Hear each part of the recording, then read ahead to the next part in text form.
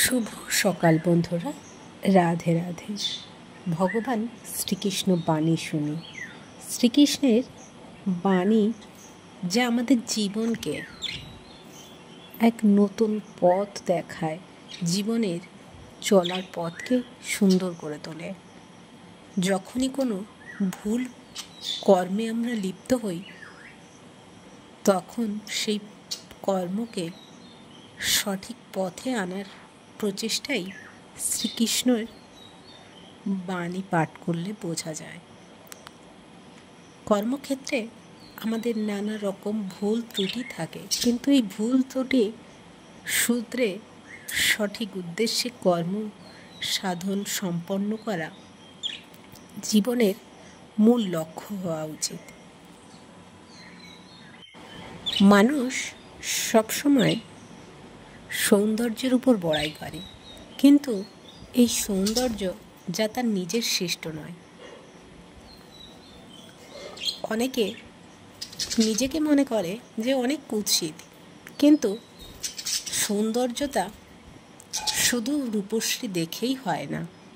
সৌন্দর্য হয় মন দেখে। সৌন্দর্যতা প্রকাশ পায় কার মন কতটা সুন্দর। সৌন্দর্য চিরকাল থাকে না, কিন্তু আমাদের অর্জিত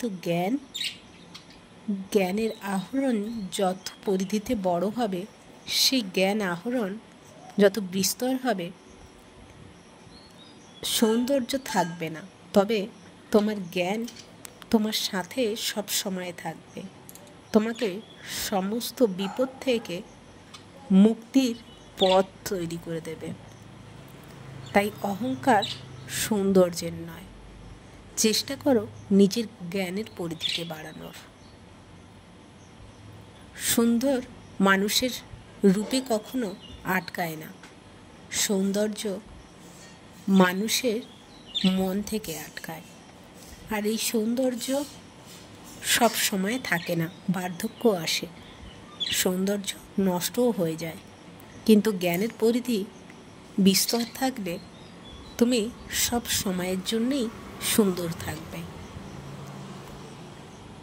জলের থেকেও পাতলা হলো জ্ঞান, ভূমির থেকেও ভারী হলো পাপ, আর সূর্যের থেকেও তেজালো হলো ক্রোধ। সর্বোপরি কাজলের থেকেও কালো হলো কলঙ্ক। তাই চেষ্টা করো নিজেকে সব কিছু থেকে মুক্ত রাখতে। রাধে রাধে।